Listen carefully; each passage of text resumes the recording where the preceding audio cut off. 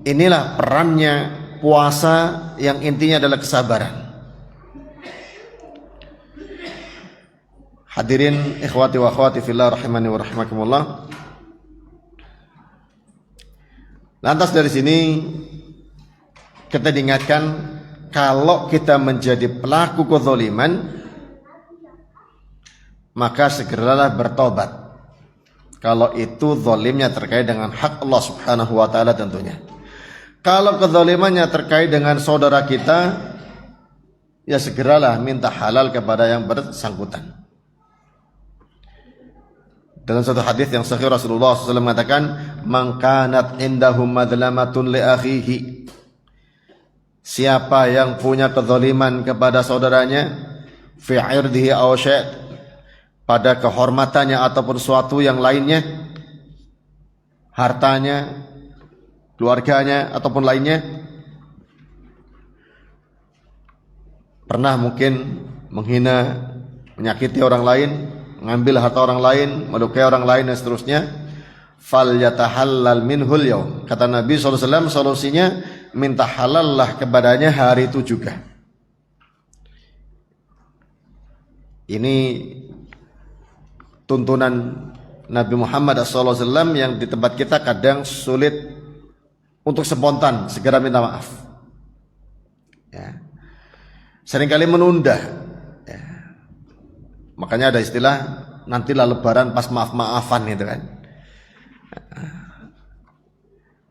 Sebetulnya lebaran itu bukan saat maaf-maafan, tapi saat untuk mendoakan agar ibadah Ramadannya diterima. Kapan minta maaf? Ya saat dia berbuat salah, ya. Falyatahallal minhu, ya, minta halallah darinya hari itu juga, al-yaum, ya. Kata Nabi SAW, kenapa harus hari itu?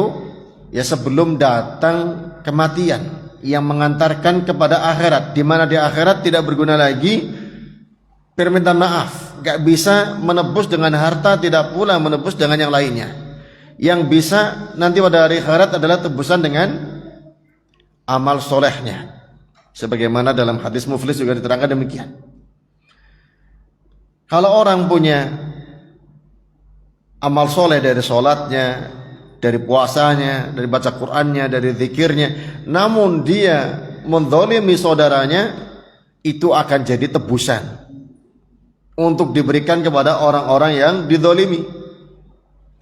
Kalau sampai habis sudah pahala amal solehnya, sementara masih ada orang yang pernah dizalimi, baik dengan lisan ataupun badannya, anggota tubuhnya, maka orang yang dizalimi tersebut akan tetap menuntut hingga dipersilakan untuk menimpakan dosa-dosa dia kepada pelaku kezalimannya. Maka kalau kita sebagai pelaku, segeralah minta maaf. Maka di sini butuhkan, ya, orang yang berjiwa besar, ngaku salah, minta maaf kepada yang, ya, kita zalimi. Kemudian hadirin sekalian rahimani wa rahimakumullah, bagaimana kalau jadi korban? Nah ini yang kadang ada orang minta maaf kepadanya, ya, dimaafkan atau tidak, ya. Atau orang itu tidak maaf, apakah kita tetap dendam apa tidak? Nah ini, karena sebagaimana kita ketahui dalam pergaulan, sebagaimana telah kita sebutkan tadi, pasti akan ada kesalahan kita. Sebagaimana kadang kita juga jadi korban kesalahan orang lain. Kalau kita menjadi pelakunya, segeralah minta maaf. Kalau kita jadi korbannya, ya ini akan menjadi tema pembahasan kita. Bagaimana kita menjadi orang yang pemaaf, tidak menyimpan dendam, dan tidak ingin menuntut balas kepada pelaku kezaliman tersebut. Ya, tidak ada keinginan untuk membalas celaan dengan celaan, ya, kezaliman dengan kezaliman. Tapi yang ada justru adalah memaafkannya. Bagaimana tipsnya untuk bisa, ya, bergaul dengan baik hingga dia jadi orang yang pemaaf, dan tak kala dia jadi pelakunya segera minta maaf. Nah ini Syekhul Islam Ibnu Taimiyah rahimahullah taala menyebutkan ada 20 tips di sini. Ya, semoga bisa kita bacakan walaupun secara ringkas 20 tips ini. Yang pertama,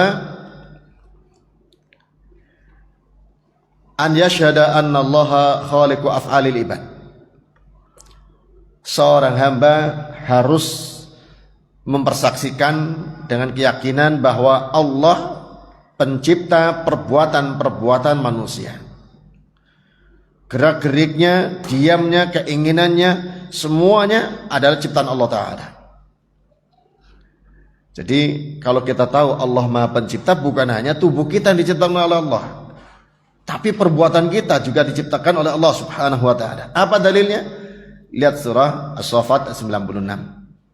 Wallahu khalaqakum wa ma ta'malun. Allah yang mencipta kalian dan yang mencipta yang kalian perbuat. Surah As-Saffat 96.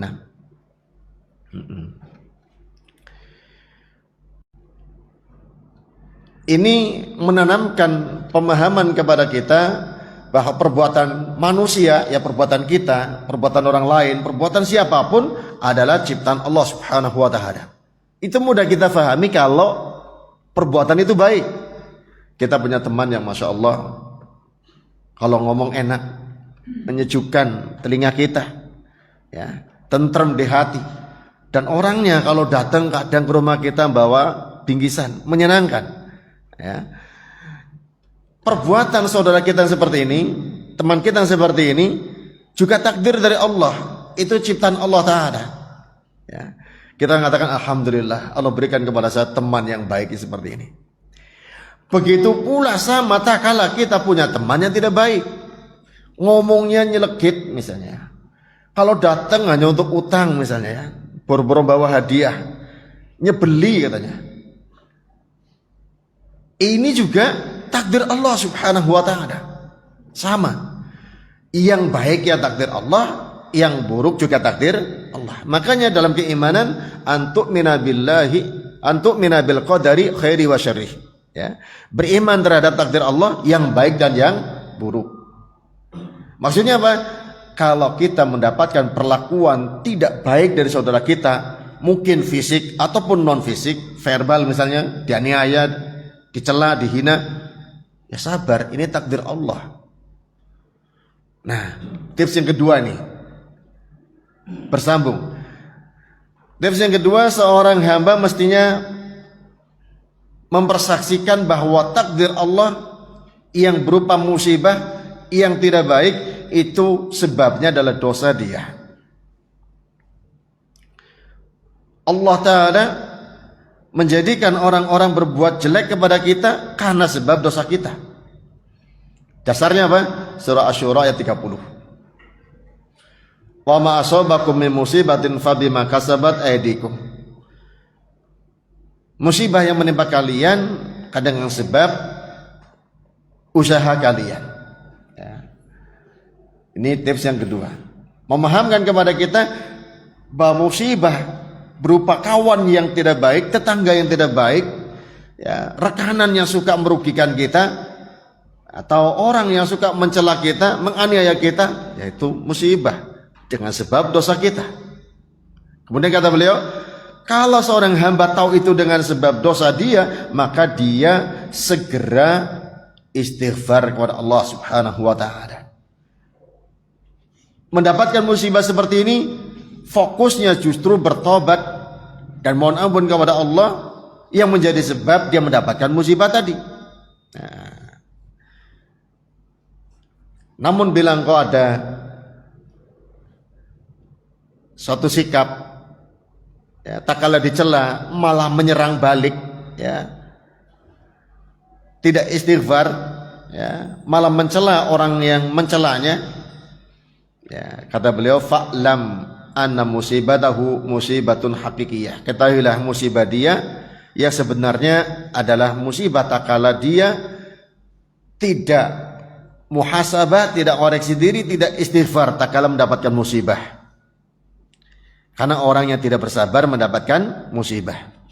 Nah, Adapun kalau dia mendapatkan musibah tadi, menyadari itu kesalahannya, kemudian dia bertobat dan istighfar kepada Allah Ta'ala, mengatakan ini dengan sebab dosaku, syarat fi haqqihi ni'mah. Hal tersebut menjadi nikmat bagi dia. Ya. Dicela, dianiaya, dizalimi, diganggu, malah itu nikmat, padahal dia korban. Kenapa? Dia menyikapinya dengan dewasa. Oh ya, ini kan takdir Allah. Ini dengan sebab dosa saya. Ya. Kemudian beliau ngutip ucapan sahabat Ali bin Abi Thalib, "Ma nazala bala'un illa bidzanbin, wala rufi'a illa bitaubatin."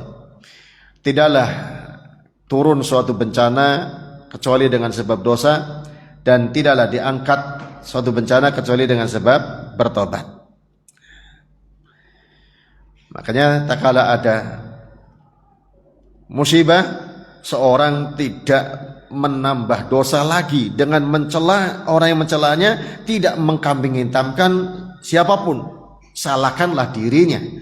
Dia banyak dosa, istighfar, mohon ampun kepada Allah, kemudian dia berusaha meninggalkan dosa-dosa yang perlu disadari. Bisa jadi hak Allah, bisa jadi hak manusia. Ya. Jangan sampai malah orang katakan, apa salah saya sama dia? Dia kok mencela saya, dia menghina saya, dia nyakiti saya. Wong dia malah saya perlakukan baik. Nah, kadang-kadang seperti itu. Kok malah menyakiti saya? Ya itu harusnya dikembalikan kepada diri sendiri. Orang itu nggak pernah nyakitinya, betul. Tapi apakah kesalahan dia hanya kepada manusia? Bisa jadi kepada Allah Subhanahu wa Ta'ala, yang kemudian Allah menjadikan adanya hukuman bagi dia dari orang-orang yang tidak dia sangka. Ini yang diingatkan oleh Syekhul Islam Ibnu Taimiyah rahimahullah ta'ala. Kita misalnya sebagai orang tua, ya, Masya Allah sudah berusaha ngurusi anak semaksimal mungkin. Masalah pendidikannya, masalah pakaiannya, tempat tinggalnya, makan minumnya, kebutuhannya dipenuhi. Kok anak hasilnya malah nyakitkan orang tua? Kadang orang tua ngomongnya apa? Apa salah saya sama kamu? Kamu udah dibiayai semuanya, kamu malah balasnya kayak gitu.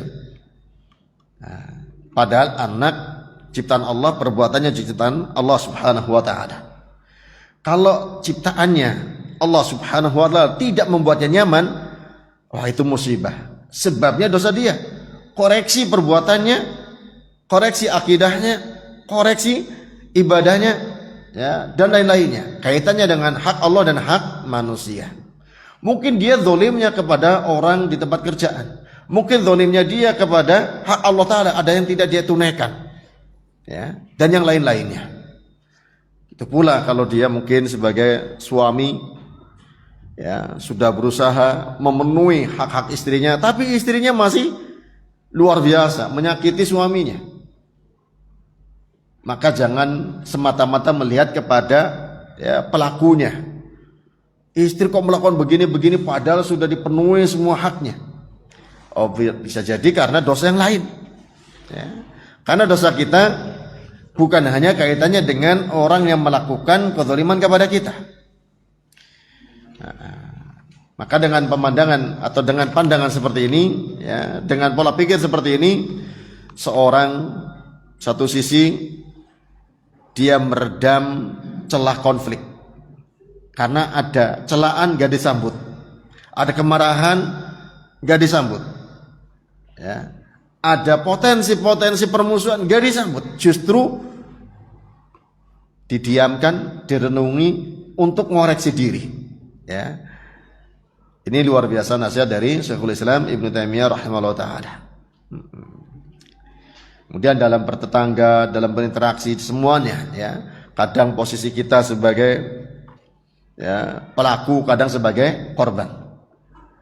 Kalau punya prinsip seperti ini, sudah punya celah untuk menghentikan, ya, kobaran pertikaian. Kemudian yang ketiga, kata beliau, an yashhadal abdu husna thawabil ladzi wa'adahu Allahu liman afa wa sabara. seorang hamba mestinya meyakini balasan yang indah dari Allah Ta'ala bagi orang yang mau memaafkan dan bersabar. Ya. Dalam surah Asy-Syura ayat 40 disebutkan wa jazaa'u sayyi'atin sayyi'atun mithluha faman 'afa wa aslaha fa ajru 'ala Allah innahu la yuhibbudz zalimin. Dalam ayat ini diterangkan oleh Syekhul Islam Ibnu Taimiyah rahimahullah taala ada 3 macam orang dalam menyikapi kezaliman yang menimpanya. Yang pertama, jazaa'u sayyi'atin sayyi'atun mithluha, membalas kejelekan dengan kejelekan setimpalnya, persis. Orang dicaci maki dengan satu kata, dibalas dengan satu kata yang sama. Ya. Ini namanya jazaa'u sayyi'atin sayyi'atun mithluha. Bodoh lu, kamu juga bodoh misalnya. Itu satu balasan yang setimpal.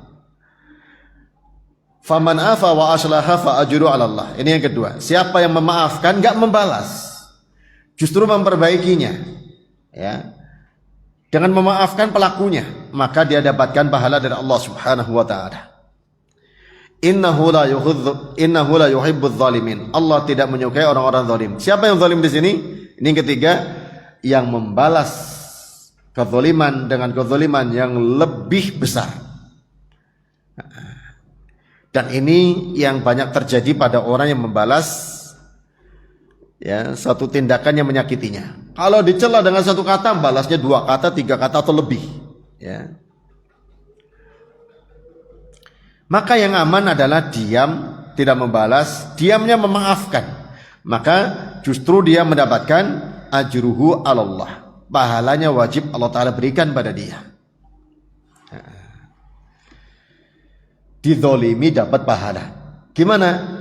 Diam, jangan membalas, maafkan, ya. Kelihatannya orang itu menjadi hina dengan dizolimi, malah justru mendapatkan kemuliaan dari Allah Subhanahu wa Ta'ala. Kadang ada orang yang merasa mulia kalau dia bisa membalas. Nanti juga dibahas, ya. Padahal kalau membalasnya melampaui batas malah jadi orang zalim. Kemudian yang keempat, tipsnya, ya. Yang keempat, an yashhada annahu idza afa wa ahsana awrathahu dzalika min salamatil qalbi li ikhwanihi wa naqaihi min al-ghishi wal ghilli wa talabil intiqam wa iradati syarr.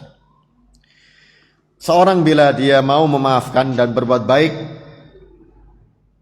ya, kepada pelaku kezaliman, itu akan memunculkan hati yang bersih kepada saudara-saudaranya dari berbagai macam penyakit hati. Ya. Orang yang memaafkan memunculkan hatinya bersih. Bersih dari apa? Dari berbagai macam penyakit hati. Apa macam-macam penyakit hati? Dengki, ya. Kemudian apa? Dendam. Kemudian apa? Menginginkan kejelekan bagi saudaranya. Kemudian suudzon dan yang lainnya, ya.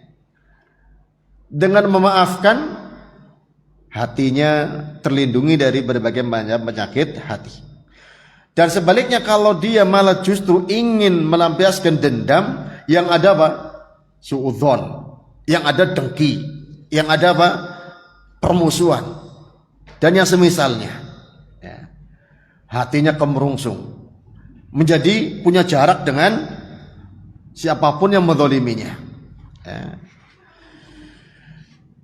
Maka orang-orang yang seperti ini mau memaafkan, hatinya terjaga dari berbagai macam penyakit hati, maka dia pun masuk golongan orang-orang yang berbuat baik dan dicintai oleh Allah Subhanahu wa taala. Wallahu yuhibbul muhsinin.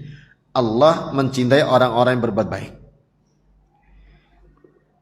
Maka orang yang seperti ini, kata Syekhul Islam Ibnu Taimiyah rahimahullah taala, wa yasiru halu halaman ukhidha minhu dirhamun fa'uwidu alai ulufan minadananir.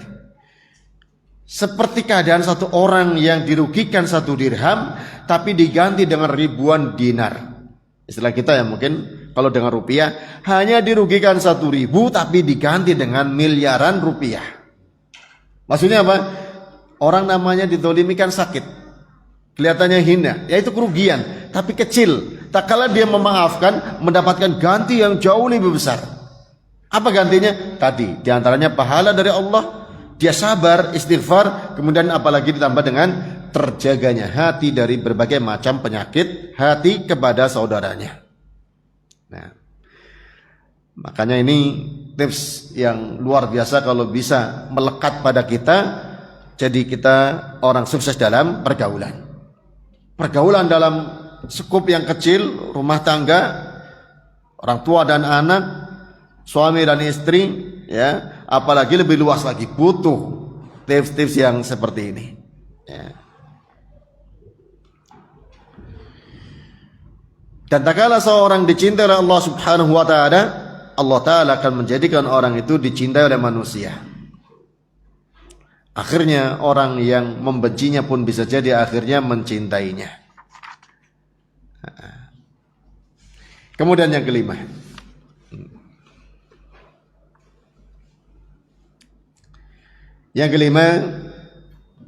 kata Syekhul Islam Ibn Taimiyah rahimahullah ta'ala, an ya'lama annahu man taqama ahadun qad li nafsihi illa arathu dzalika dhullan yajiduhu fi nafsihi. Ketahuilah bahwa dendam seseorang itu hanya mendatangkan kehinaan dalam dirinya. Sebaliknya bila memaafkan, Allah Ta'ala akan memuliakannya. Ya, sebagaimana dikabarkan oleh Nabi SAW, ma zadallahu abdan bi'afin illa izzah. Hadits Abu Hurairah riwayat Imam Muslim. Ma zadallahu abdan bi'afin illa izzah. Allah tidak nambah kepada seorang hamba dengan maafnya kecuali kemuliaan. Jadi memaafkan itu kemuliaan. Sedangkan tidak memaafkan, jadi korban, menyimpan dendam, ingin membalas, muncul suudzon dan seterusnya, itu adalah kehinaan.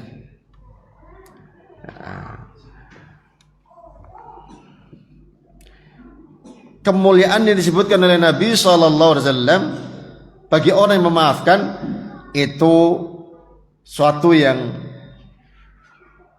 ia sukai dan itu bermanfaat bagi dia. Ya. Karena apa? Dengan kemuliaan sebagai orang yang dianiaya menumbuhkan simpatik orang. Misal ini, ya.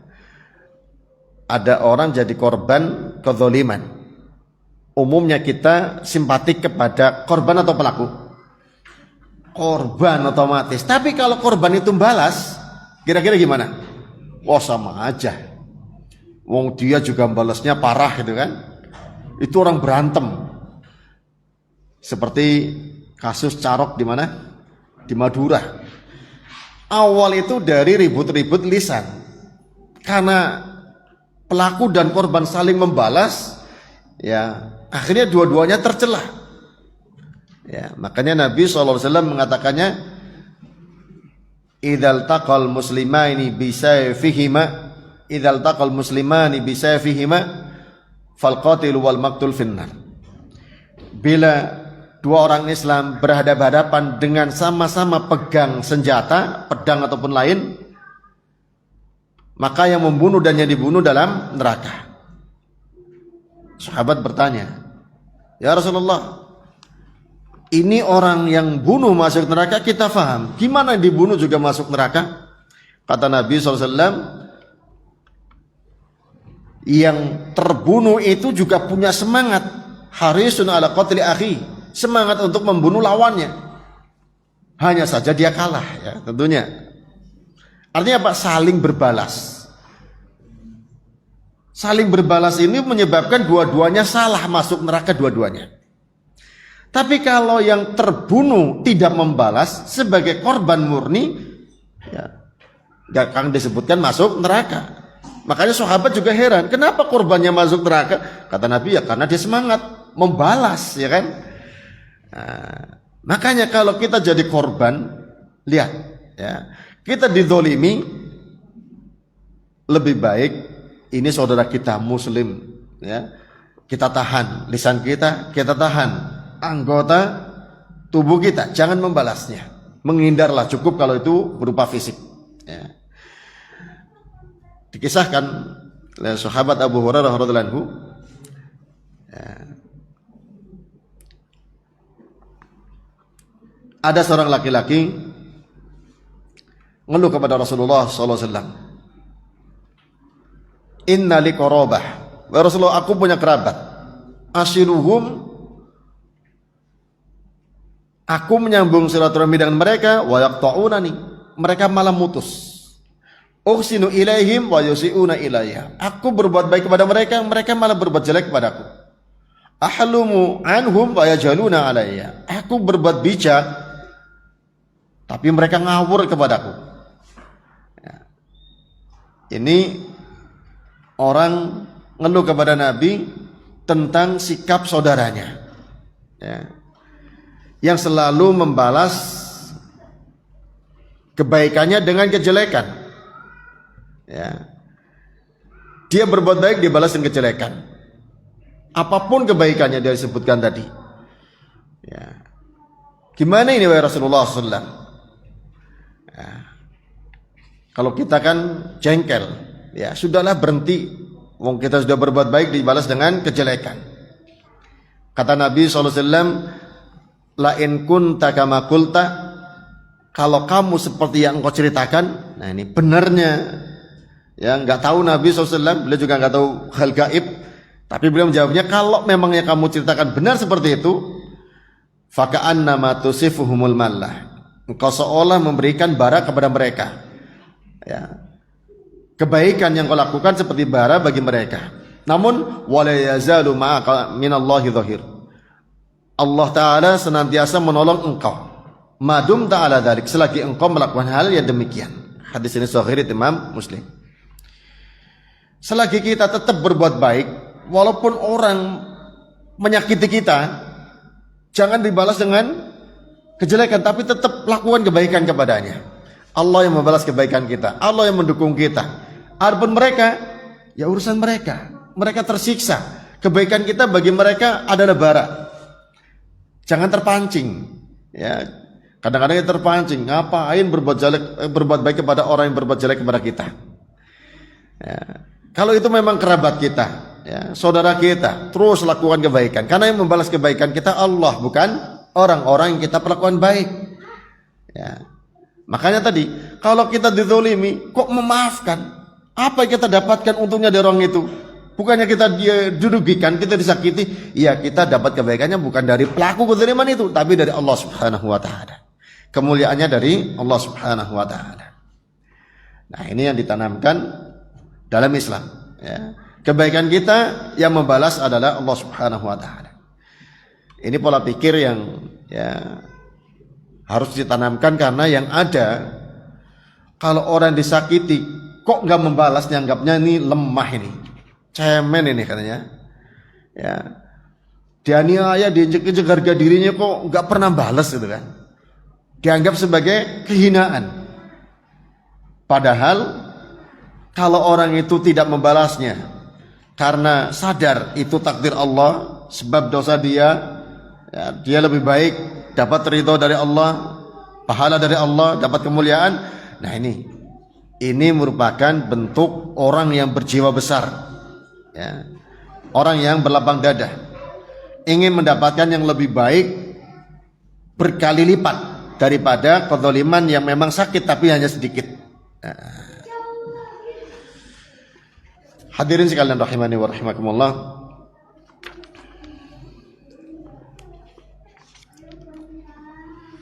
Berikutnya yang ke-6, tips yang ke-6. Wahya min a'zamil fawaid. Kata Ibnu Taimiyah rahimahullah taala, ini termasuk faedah yang paling besar, an yashhada annal jazaa'a min jinsil amal. Seorang mestinya meyakini bahwa balasan itu dari jenis amalannya. Orang umum bilang ada karma, ya. Ada hukum karma. Dalam Islam gak disebut hukum karma, tapi al jaza min jinsil amal. Tapi yang membalas itu Allah Subhanahu wa taala. Ya, kalau karma mungkin yang membalas nggak tahu siapa yang dimaksud di sana ya. Wa annahu nafsuhu zalimun mudhnib. Dan juga seorang mestinya mengakui, menyadari bahwa dirinya adalah orang zalim yang berbuat dosa. Zalim kepada Allah ataupun zalim kepada ciptaan Allah. Wa anna man afa 'anil nasi afallahu anhu. Orang yang memaafkan manusia akan Allah maafkan. Orang yang ampuni kesalahan manusia akan Allah ampuni. Al jaza min jinsil amal. Ya. Orang yang amalannya dia pemaaf akan dimaafkan oleh Allah. Orang yang amalannya suka ngampuni kesalahan orang akan diampuni oleh Allah Subhanahu wa taala. Nah.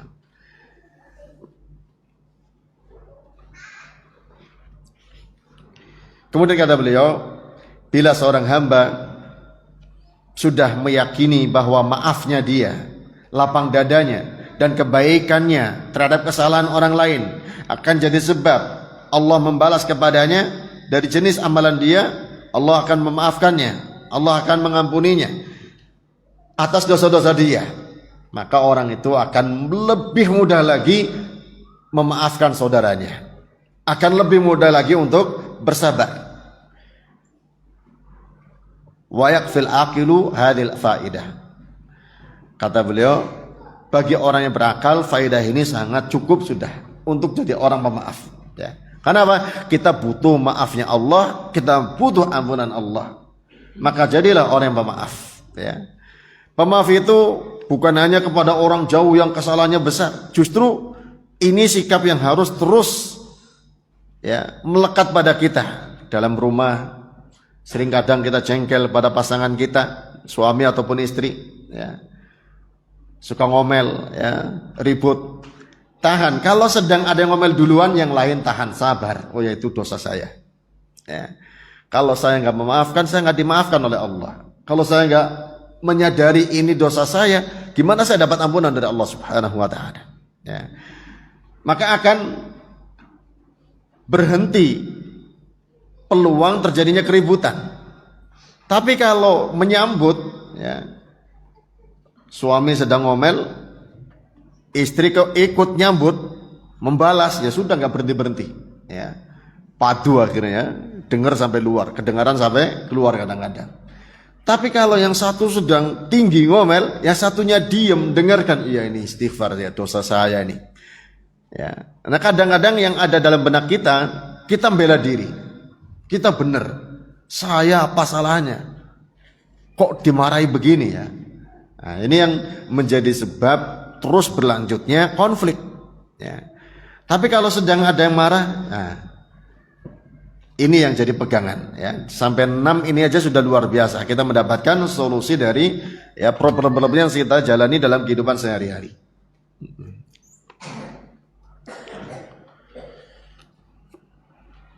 Kemudian yang ketujuh, an ya'lama annahu idza ishtaghallat nafsuhu bil intiqam wa talabil muqabalah dha'a alai zamanuhu wa tafarraqa alai qalbuhu wa fatahu min masalihi ma la yumkinu istidrakuhu. Seorang mestinya mengetahui, menyadari kalau jiwanya penuh dendam, keinginannya membalas bila dia dianiaya, maka waktunya akan berlalu sia-sia. Hatinya tidak bisa fokus dalam melakukan kebaikan. Dan akhirnya banyak kebaikan-kebaikan yang terluputkan, tidak bisa diraih karena sibuk berpikir gimana melampiaskan dendam. Ya. Karena itu kata beliau, wala ala hadza a'dhamu alai minal musibah. Sikap yang seperti itu lebih besar musibahnya daripada tindakan aniaya yang menimpa kepadanya. Ya. Kadang-kadang ya, sebagaimana kita sering dengar berita orang membunuh hanya karena rebutan sesuatu yang sepele, hanya karena celaan-celaan yang sepele. Coba kalau dia sabar, tahan, lisannya tahan, anggota tangannya hilangkan. Ya, itu semua dengan memahami itulah takdir, sebabnya dosa dia, dan seterusnya sebagaimana kita telah sebutkan tadi. Ya.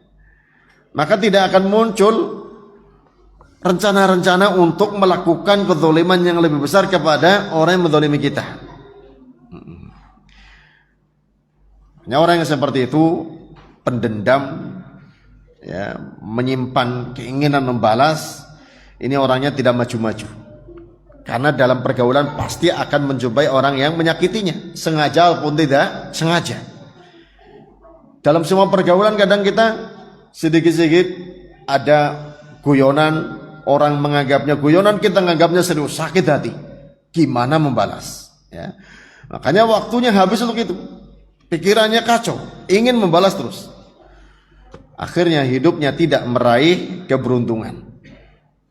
Wal'iyadzubillah.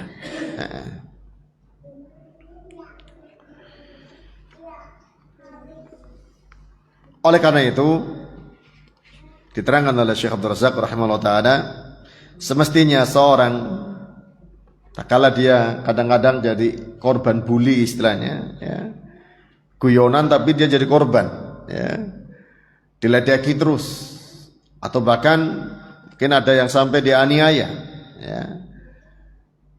Tentunya harusnya dia apa? Ayut mi'anna nafsah, menenangkan jiwanya dan mengatakan, daripada aku nyanyiakan waktu dan segala energi yang ada padaku untuk menuntut balas, a'fulillah, aku maafkan karena Allah, asbir ala hadzal adha, aku bersabar atas hal ini, iltimasan lima indallah, untuk mencari, untuk mendapatkan apa yang ada di sisi Allah subhanahu wa ta'ala. Wa ahfadhu waqti, aku jaga waktuku ini. Fasabru ala adal halqi babun min abwabi khifdil waqti wa adami idha'ati. Sabar terhadap gangguan manusia salah satu celah untuk menjaga waktu dan tidak menyia-nyiakannya. Orang yang berpikir, ya, positif tentu ingin waktu-waktunya itu selalu mendatangkan keberuntungan dan mendatangkan kebaikan. Sedangkan memikirkan dendam, gimana melampiaskannya, ini kerugian, ya. Dan itu merupakan kezaliman. Kemudian yang kedelapan, annantiqamahu wastifa'ahu wantisaruhu li nafsihi wantiqamahu laha. Fa inna Rasulullah sallallahu alaihi wasallam mantaqama li nafsihi.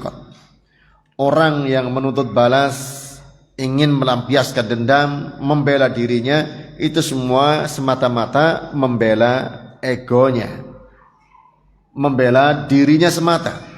Padahal Rasulullah SAW teladan kita sama sekali tidak pernah menuntut balas karena permasalahan pribadi. Beliau manusia terbaik, manusia paling mulia, tidak pernah menuntut balas, padahal beliau disakiti.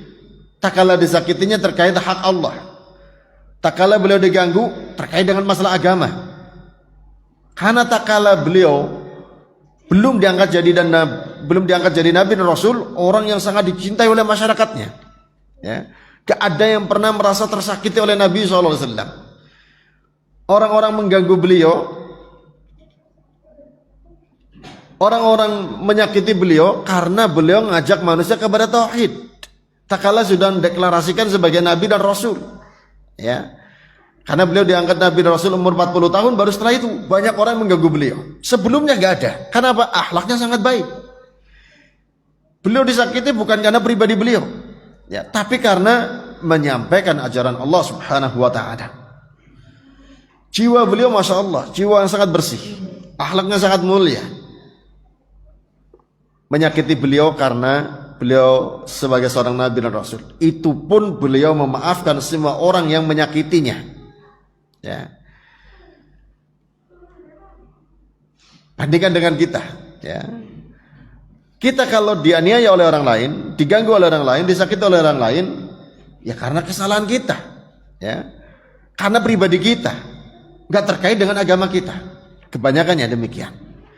Mestinya lebih bisa lagi untuk menjadi orang yang pemaaf, Aisyah radhiyallahu anha menyebutkan, "Man taqama Rasulullah sallallahu alaihi wasallam li nafsihi fi syai'in yu'ta ilaih." Rasulullah sallallahu alaihi wasallam tidak pernah menuntut balas untuk dirinya pada apapun yang diperlakukan kepada beliau. Hatta yuntahaka min hurmatillahi fayantaqimu lillah. Hingga tak kala dilanggar kehormatan Allah baru beliau menuntut balas karena hak Allah Subhanahu wa taala.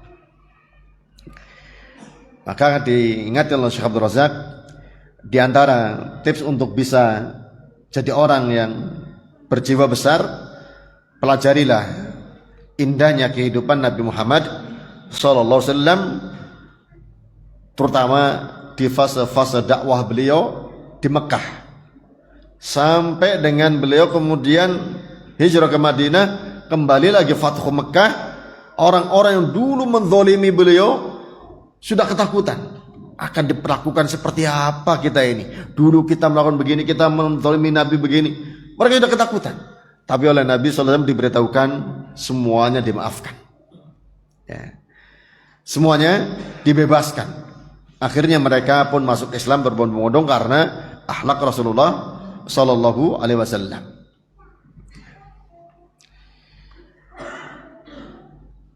Kemudian yang ke-9. Kata Syekhul Islam Ibn Taimiyah rahimahullah ta'ala, secara ringkas, ya, saya ambil keterangan dari Syekh Abdul Razak, keterangannya Syekhul Islam diringkas oleh Syekh Abdul Razak, bahwa gangguan manusia itu terjadi kepada kita pada 3 keadaan. Yang pertama bisa jadi karena terkait dengan masalah agama. Orang menyakiti kita, mengganggu kita karena masalah agama. Seperti orang yang melakukan amar ma'ruf nahi mungkar, ya, atau berdakwah kepada Allah Subhanahu wa taala, atau mengajari manusia tentang kebenaran. Ada orang-orang yang tidak suka, ya, kemudian mengganggunya, menyakitinya, menghalanginya dan seterusnya. Ya, kalau ini sih jelas ini perjuangan, ya. Ini dialami oleh para nabi, para rasul dan para ulama penerus para nabi, ya. Selalu mendapatkan rintangan dalam dakwah. Itu jaminannya dari Allah Subhanahu wa taala. Nah, dikatakan oleh Ibnu Taimiyah rahimahullah taala, fa innahu man kana fillahi talafuhu kana 'ala Allahi khalafuhu. Ini kaidah. Barang siapa yang hal-hal yang dikorbankan karena Allah, Allah lah yang akan menggantinya. Orang mengorbankan dalam perjuangan membela agama ini ada yang sampai nyawa tentunya dalam jihad fisabilillah, ada yang harta, ada yang tenaga, ada yang pikiran. Itu semuanya dikorbankan dengan Allah karena Allah yang menjamin akan menggantinya. Nah, memang di situ ada pengorbanan, ya. Merasa tersakiti, tapi itu keindahan. Kenapa? Dia yakin akan diganti oleh Allah Subhanahu wa taala. Ini yang pertama. Yang kedua, in kana qad udhiya ala musibatin. Bila seorang mendapatkan gangguan karena sebagai bentuk musibah, ya, maka janganlah mencela kepada pelaku yang menjadi sebab musibah tersebut. Saudara kita, mungkin juga malah pasangan hidup kita, keluarga kita dan seterusnya, yang kadang-kadang mengganggu pikiran kita. Tapi kembalikan lagi, celalah diri kita, koreksilah diri kita. Itulah dosa-dosa kita yang menjadi sebab musibah tersebut. Nah, ini yang kedua. Kemudian yang ketiga, in kana qad udhiya ala hadzin min hududid dunya. Bisa jadi seorang tersakiti karena permasalahan urusan dunia. Ya, falyuwattin nafsahu ala sabr. Kokohkan jiwanya untuk bersabar. Sebagaimana sabarnya orang-orang ahlu dunia, ya, orang-orang mencari keuntungan dunia, targetnya dunia. Misalnya pedagang, untuk meraih keuntungan besar, dia rela berkorban untuk bercapek-capek dagang jam 2 malam sudah mulai sampai jam 10 pagi. Sabar sekali. Tapi kenapa ada target dia? Ada orang jadi karyawan majikannya galak tetap kerja di situ kan, ada target ingin dapat upah, ya. Sabar dia. Dan orang yang kerja keras, nguras tenaga, nguras fisiknya, tapi tetap dia jalani karena apa? Ya dia sabar karena ingin mendapatkan keuntungan dari kerja kerasnya. Nah, dikatakan oleh Syekh Abdul Razak dalam keterangannya, wa talabul makasib anfusuhum 'alal adha alladhi yahsulu lahum fi sabili ma yu'ammilunahu wa yarjunahu min arbakhihim.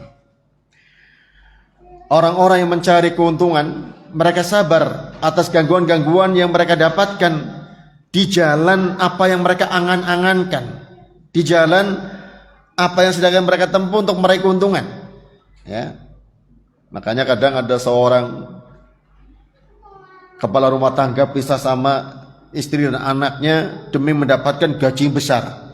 Dia mau sabar, tinggalkan, merantau ke luar negeri 2 tahun, 4 tahun kan. Kok bisa sabar? Targetnya jelas, gaji per bulannya di luar negeri 5 kali lipat gaji di sini misalnya, ya. Atau bahkan 10 kali lipat. Bersabar untuk urusan dunia banyak yang mampu. Ya apa enggak? Wal mu'min awla bidzalika wa akhra. Kata Syekh Abdul Razak, orang yang beriman lebih pantas dan lebih layak daripada orang-orang yang mencari keuntungan dunia. Makanya kadang ada orang yang itu jadi pelawak, ya, ada yang jadi korban kadang-kadang ya untuk jadi bahan ejekan. Ya enggak? Dia ejek habis, tapi karena bayarnya gede tetap mau. Ya. Dia sabar diajak habis itu karena ada bayarannya. Seorang mukmin yang mengharapkan pahala dari Allah tentu lebih kuat lagi untuk bersabar, ya. Bukan berarti melegalkan itu, ya, itu ejekan-ejekan yang terlarang dalam agama, ya, tapi dijadikan sarana untuk mencari dunia. Nah, dalam poin yang ke-9 ini ada 3 jenis gangguan yang setiap mukmin mestinya bersabar. Dalam urusan dunia, ya, apalagi mukmin kesabarannya begitu tinggi, ya. Kemudian yang ke-10, an yashhada ma'iyyatallahi ma'ahu idza sabar wa mahabbatullahi lahu idza sabar wa ridahu. 10 yaitu tak kala seorang mestinya meyakini kebersamaan Allah Ta'ala bersamanya bila dia bersabar, kecintaan Allah Ta'ala bersamanya bila dia bersabar, dan ridha Allah bersamanya bila dia bersabar. Kebersamaan Allah ada 2 macam, ya, insya Allah sudah pada paham. Kebersamaan yang umum, ma'iyah amah, bersama seluruh makhluknya. Allah melihat makhluknya, manusia dan selain manusia, semuanya dilihat oleh Allah, diketahui oleh Allah, didengar suaranya oleh Allah. Ini ma'iyah amah, ya. Semua kebutuhan dunianya dipenuhi oleh Allah Subhanahu wa taala. Karena Allah mengetahui semuanya, ya, kemudian dicukupinya. Adapun kebersamaan khusus, ini kebersamaan Allah bersama orang-orang yang Allah cintai. Kebersamaan untuk menolongnya, untuk melindunginya, untuk menjaganya, untuk membantunya. Siapa yang mendapatkan kebersamaan khusus ini? Yang Allah cintai dari kalangan orang yang beriman, orang-orang yang bersabar. Wasbiru innallaha ma'as-sabirin. Bersabarlah, sungguh Allah bersama orang-orang yang bersabar, ya. Wallahu yuhibbus sabirin, dan Allah mencintai orang-orang yang bersabar. Diterangkan oleh Syekh Abdul Razak di sini, ya. Orang yang beriman kemudian dia bersabar, dia faham betul dibersamai oleh Allah Ta'ala dengan kebersamaan yang penuh kecintaan untuk memudahkan urusannya dan menolongnya. Istilah kita, kebersamaan yang untuk mendukung dan menjadi backup kita, ya. Backup, ya, backingan, ya. Backingannya kita kalau dalam urusan dunia saja kita merasa tenang kalau yang backing itu punya posisi di tingkat desa, ya kades misalnya, naik lagi camat misalnya, ya. Makanya bikin kegiatan dilindungi oleh, ya, Pak Camat misalnya, ya. Bahkan struktur sesuatu juga ada pelindungnya biasanya kan. oh merasa nyaman, ada pelindungnya Pak Camat ya. Pelindungnya naik lagi Pak Bupati. Nah kita orang yang bersabar itu pelindungnya adalah Allah Subhanahu wa taala. Dukungannya adalah Allah Subhanahu wa taala. Tentunya membuat orang semakin kuat untuk bersabar. Kesabaran mendatangkan dukungan Allah Subhanahu wa taala. Kemudian yang ke-11, an yashhada anna sabra nisful iman. Seorang mestinya meyakini bahwa sabar itu separuh dari iman. Ya. Fala yabdhulu min imanihi juz'an fi nusrati nafsihi. Janganlah orang mengorbankan separuh imannya demi membela dirinya. Maksudnya kalau orang disakiti dia membalas tidak sabar berarti kehilangan separuh imannya. Karena dalam satu hadis yang sudah sangat terkenal dikatakan ajaban li amril mu'min. Mengagumkan keadaan orang mukmin. Inna amrohu kullahu khairun. Seluruh perkaranya baik. Wa laysa dzaka li ahadin illa lil mu'min. Tidak ada hal itu kecuali pada orang mukmin. In asabatu sarra syakara. Bila ada kesejahteraan menimpanya dia bersyukur, fakana khairun lahu, itu kebaikan bagi dia. Wa in asabatuhu dharra sabara fakana khairan lahu. Bila ada penderitaan dia bersabar, itu kebaikan bagi dia. Hadis riwayat Imam Muslim. Iman dibagi dua, sabar dan syukur. Ya.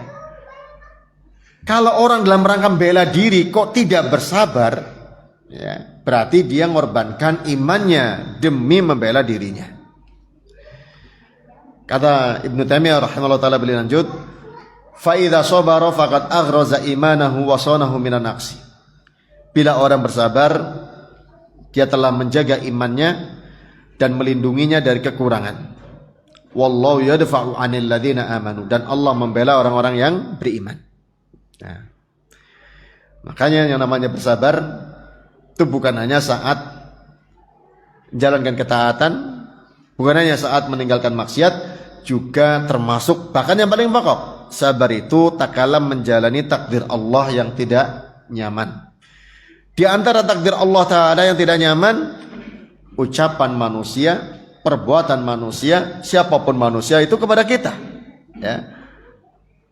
Istri kita bisa jadi, makanya kadang terjadi perceraian karena dianggapnya oh ini udah nggak nyaman, ya.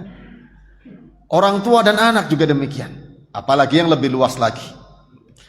Makanya di antara yang bisa melanggengkan rumah tangga seorang, kesabaran, ya. Mengelola konflik yang ada dalam rumahnya. Di antara mengelolanya gimana? Ya dengan bersabar. Istrinya juga diingatkan oleh suaminya, kalau saya sedang marah kamu jangan balas, sabar. Mungkin kebawa dari luar.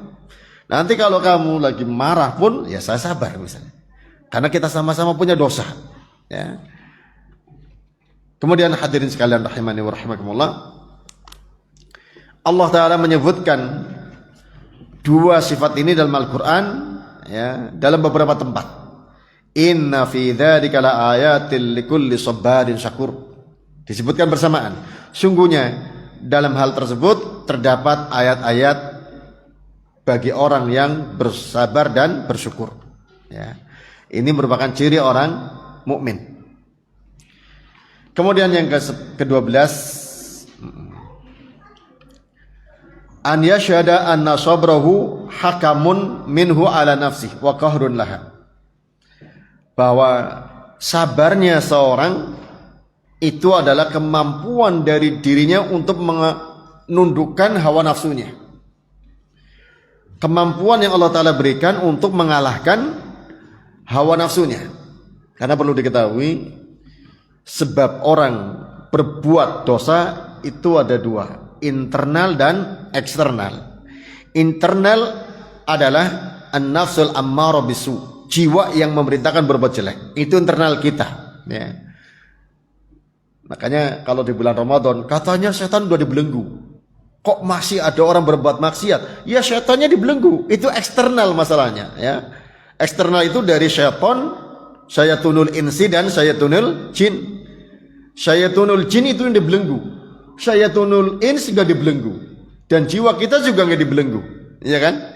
Jadi masih ada berbuat dosa, iya, hanya berkurang. Karena salah satu pendorong berbuat maksiatnya dibelenggu. Siapa? Itu marodatu syayatin. Sebagian ulama juga menjelasnya marodatu syayatin, dengkotnya syaitan. Ya. Adapun syaitan yang krocok-krocok, nah ini yang masih berkeliaran. Kalau ada orang berbuat dosa di bulan Ramadan, ya karena imannya sangat lemah. Digoda oleh setan yang krocok saja sudah ke bawah, ya, nggak perlu didengkotnya. Di samping ternyata ada yang berasal dari dirinya sendiri, an-nafsul ammarah itu. Nah, mestinya seorang mukmin menundukkan nafsul ammarahnya tadi. Ammarah itu bukan amarah ya, kalau bisa kita kan amarah ya. Ammarah ini artinya sangat memerintahkan untuk berbuat jelek. Ya. Hadirin sekalian, ikhwati wa akhwati fillah rahimani wa rahimakumullah. Kalau kita mengalah pada nafsu yang memerintahkan berbuat jelek, berarti kita diperbudak oleh nafsu kita. Ya. Kita yang menuruti hawa nafsu tersebut. Nah, makanya seorang mukmin dituntut untuk menundukkan nafsunya. Ya. Salah satu pendorong ya seorang berbuat maksiat.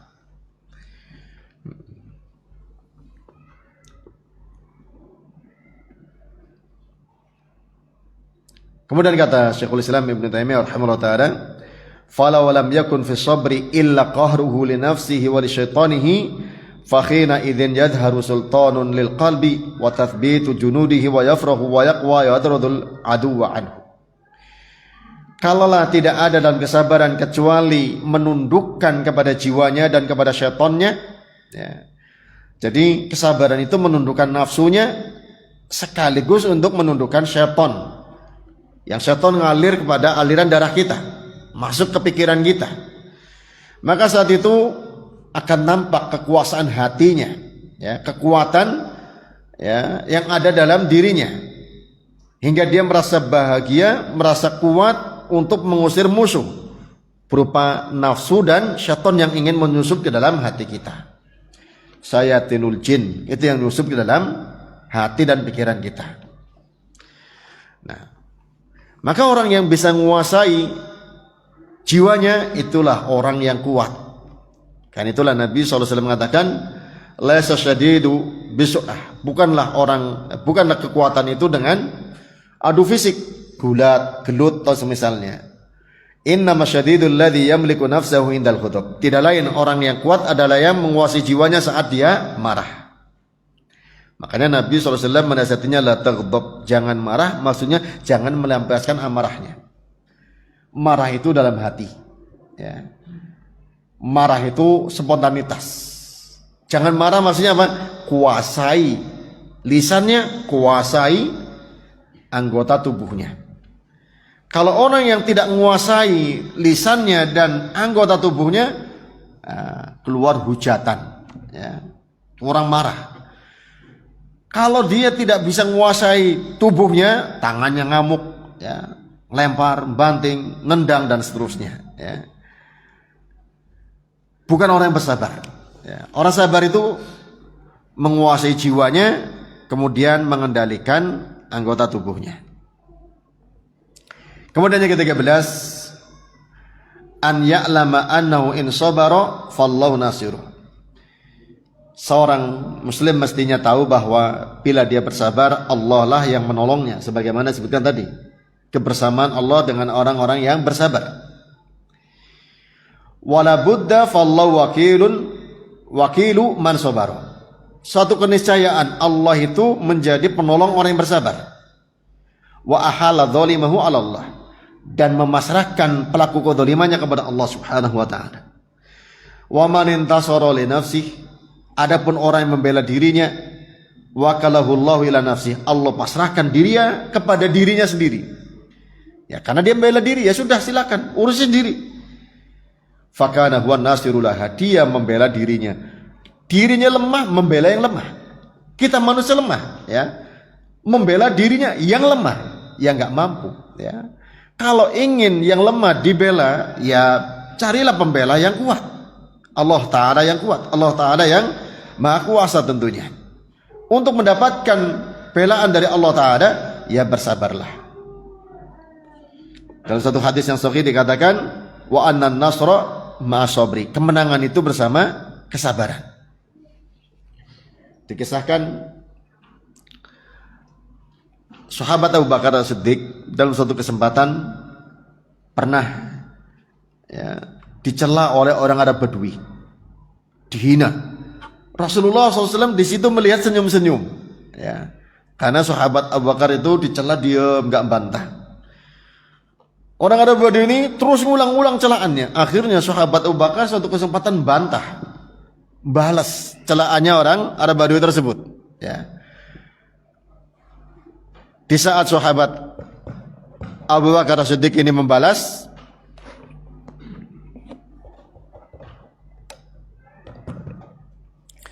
di saat ini baterai apa mas?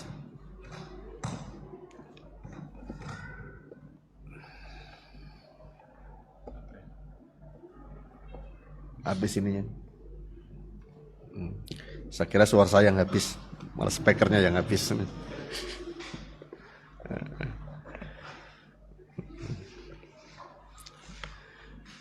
Tunggu sebentar baterainya.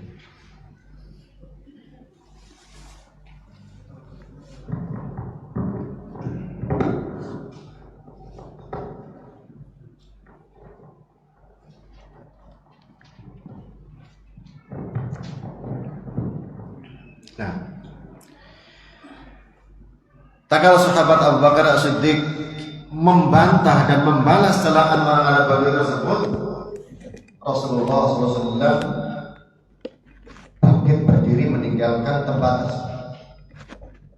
Abu Bakar As-Siddiq pun mengejar Rasulullah SAW, bertanya kepada Rasulullah, kenapa engkau awal diam dan senyum? Tak kala saya dicela tanpa membalas, kemudian setelah saya membalas, kau malah pergi. Kata Rasulullah SAW, di awal itu saya melihat ada malaikat yang membela kamu. Tapi tak kala kamu membela diri, membantah celaan orang Arab Badui tersebut, saya melihat syaitan yang membela kamu. Maka saya pun nggak mau di situ ada syaitan, saya tinggalkan. Di sini diingatkan bahwa orang yang mengikuti tuntunan Rasulullah SAW bersabar tak kala dia menghadapi celaan orang celanya, diberitahukan Allah Ta'ala yang menolong melalui malaikat yang Allah Ta'ala kirimkan. Tak kala kita sudah melenceng, tidak sesuai dengan tuntunan lagi, syaitan nyoraki kita, provokasi kita, yang mendukung kita ternyata syaitan. Hadirin sekalian rahimahullah, ini yang harusnya menjadi pola pikir kita. Orang yang diam mengalah belum tentu orang yang salah, tapi memang mencari celah untuk dapat ridho Allah Subhanahu wa Ta'ala, sekaligus kemudian untuk memperbaiki keadaan, tidak melanjutkan permusuhan. Ini Mas. Kemudian poin yang ke-14 berikutnya, anna sabrahu ala man adah wa ihtimalahu lahu yujibu ruju'a khasmihi an dhulmihi wa nadamatahu wa i'tidharahu walau man nasilahu. Yang ke-14, bahwa sabarnya seorang terhadap orang yang menyakiti dan dia mau menanggung hal-hal yang menyakitkan tersebut, justru menjadi sebab rujuknya orang yang memusuhinya, menyebabkan orang itu menyesal dan akhirnya mau minta maaf, dan bisa jadi manusia akan mencela kepada pelakunya akhirnya.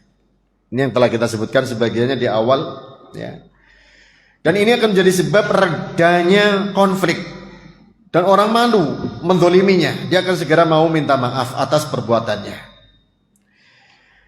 Ini dasarnya adalah firman Allah Ta'ala dalam surah Fussilat ayat 24 dan 25, 34 dan 35. Idfa billati hiya ahsan, balaslah kejelekan itu dengan perbuatan yang lebih baik. Perbuatan yang lebih baik bisa jadi diam, tidak membalas, itu perbuatan lebih baik. karena menguntungkan dirinya dapat pahala dari Allah dan tidak menyambut permusuhan dengan permusuhan, celaan dengan celaan. Ya. Bukan berarti orang mukul pipi kita sebelah kanan kita kasih sebelah kiri, ya bukan begitu ya. Membalas kejelekan dengan kebaikan, ya bukan berarti kita membiarkan kezaliman terus berlanjut, tidak, tapi dengan tidak menyambut kezaliman tersebut, ya, dengan memaafkannya, tidak membalasnya. Fa idzal ladzi bainaka wa bainahu adawah ka'annahu waliyyun hamim. Maka kalau demikian kejelekan dibalas dengan kebaikan, maka akan ada perubahan yang tadinya antara engkau dan dia ada permusuhan menjadi kawan sangat akrab. Ya. Ini Allah Ta'ala yang mengatakan. Ya. Kesabaran merubah suasana. Yang tadi permusuhan menjadi perkawanan yang akrab. Wa ma yulaqaha ilal ladzina sabaru. Itu tidak bisa diraih kecuali oleh orang-orang yang bersabar. Wa ma yulaqaha illa dzu hadzin adzim. Itu tidak bisa didapatkan kecuali oleh orang yang mempunyai keberuntungan yang besar, yaitu kesabaran. Ini menunjukkan bahwa kesabaran itu terus menerus tanpa batas sampai orang itu meninggal dunia. Karena kadang perubahan orang itu setelah meninggal dunia orang yang dizalimi. Contoh, ya, ada orang tua yang tersakiti oleh anaknya dengan kedurhakaannya, tapi orang tuanya sabar, terus mendoakan kebaikan untuk anaknya sampai dengan meninggal dunianya. Anaknya baru sadar, bertobat, memperbaiki diri setelah orang tuanya meninggal dunia, baru menyesal atas kesalahannya dulu. Maka orang tua tetap bersabar tak kalah mendidik anaknya sampailah dia meninggal dunia. Karena bisa jadi perubahan itu terjadi setelah dia meninggal dunia. Dalam bertetangga juga demikian. Bisa jadi orang yang jadi korban dia tidak membalas bukan karena tidak mampu, tapi karena memaafkan. Tak kala dia meninggal dunia, barulah pelakunya sadar, ternyata saya selama ini salah. Saya nyesel, orang ini sangat baik. Dia tobat dari kezalimannya setelah korbannya meninggal dunia.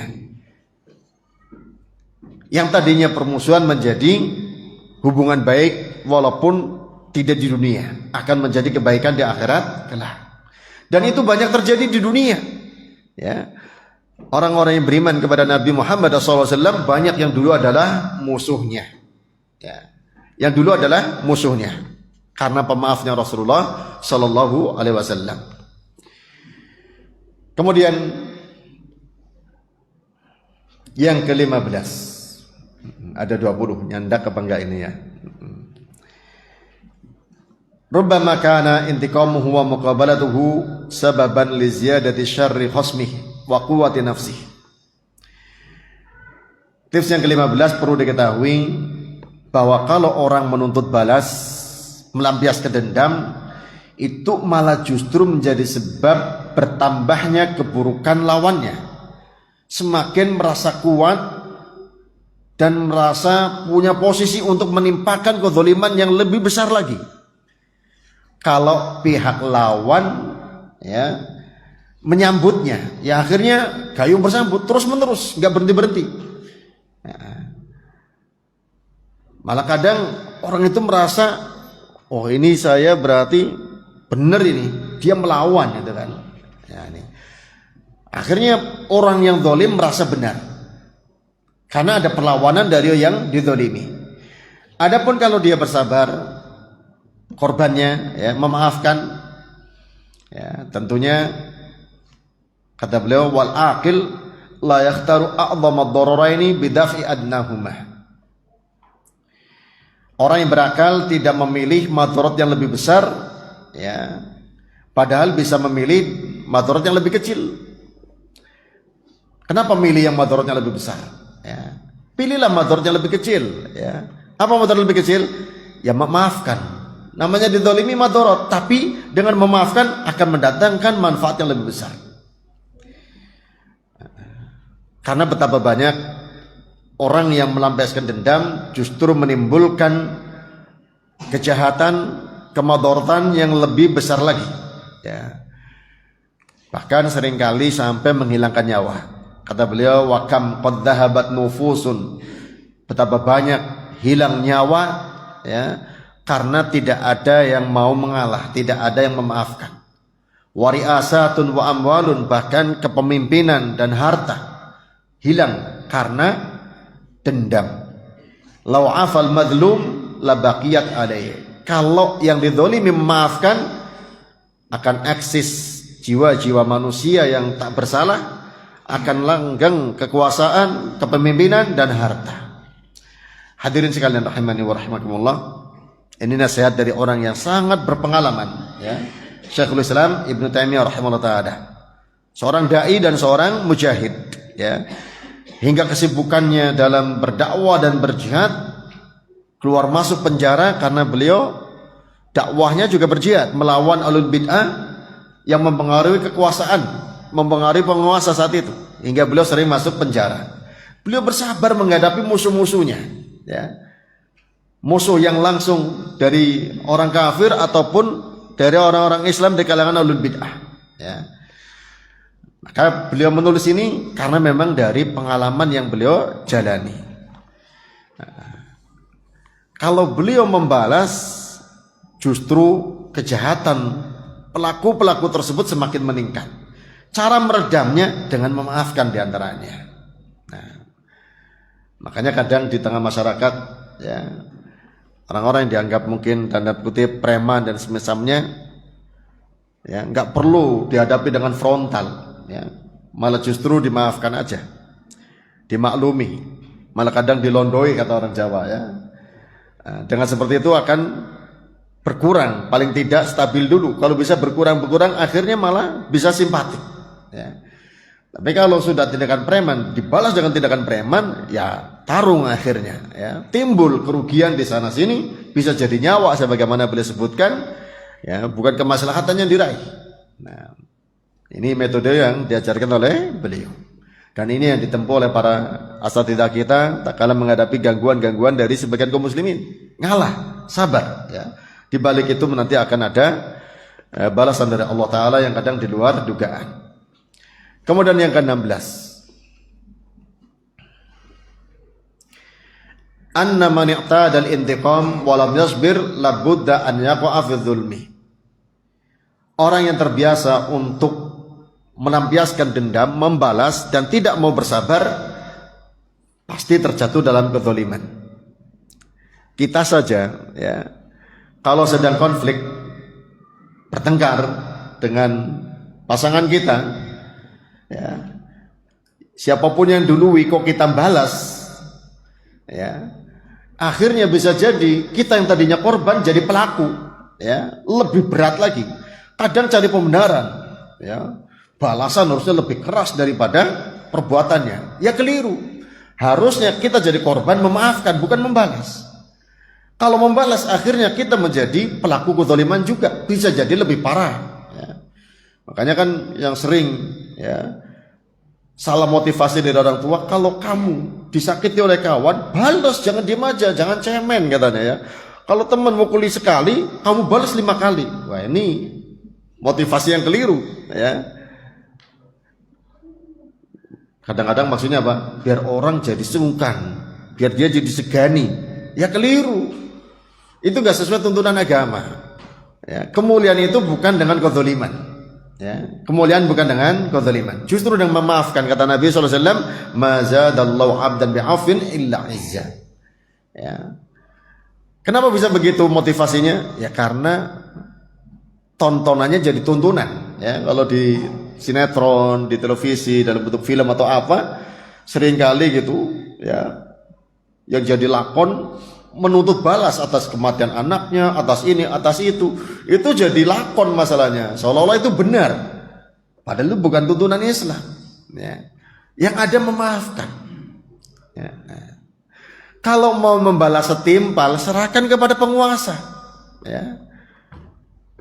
Kisos memang itu setimpal, silakan yang menjalaninya. Kalau pribadi nggak mungkin, ya. Fa innan nafsa la taqtasiru ala qadril adlil wajib laha. Jiwa itu tidak mampu membatasi pada balasan yang adil. Jazau sayyatin sayyatun mithluha, itu nggak bisa. Ya, kecuali kisos mungkin ya. Potong tangan ya potong tangan, potong kuping ya potong kuping. Nah kalau yang menjalani korbannya kira-kira bisa nggak? Ya, kalau kisos kan menjalani penguasa, ya kan? Kalau yang jalani kita korbannya nggak bisa. Ya. Kita dipukul sekali, siapa yang melihat? Oh kamu berani-beraninya tonjok balik, walaupun sama satu kali, kita kena tonjoknya nggak bekas, kita tonjok baliknya orangnya pingsan misalnya ya. Ya itu namanya dolim. Ya. Makanya untuk menghindari kezaliman jangan balas. Karena kalau balas peluang dolimnya 90%. Ya.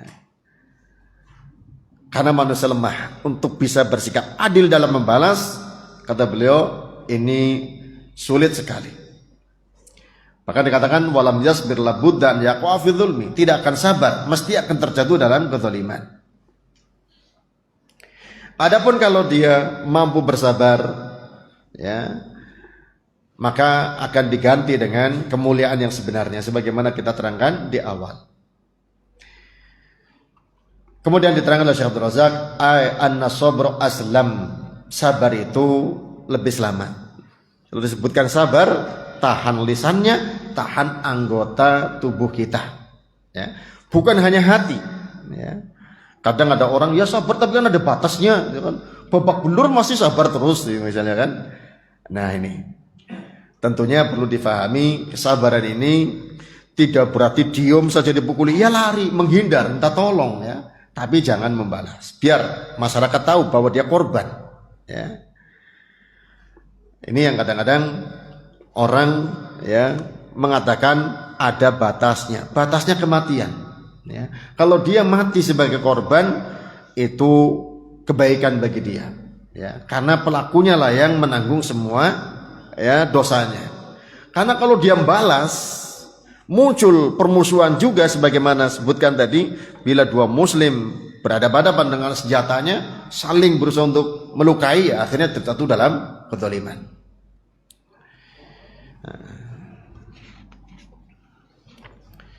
Apalagi yang sifatnya kezaliman verbal, kezaliman, celaan, caci makian dan seterusnya, jangan sampai dibalas.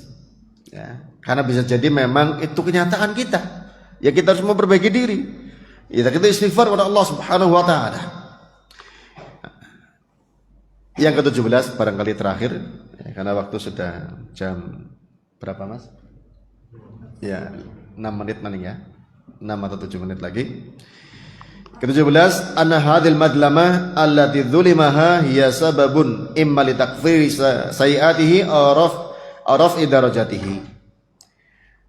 Kezaliman yang menimpanya tidak lain adalah sebab untuk menghapus dosanya atau mengangkat derajatnya. Ya.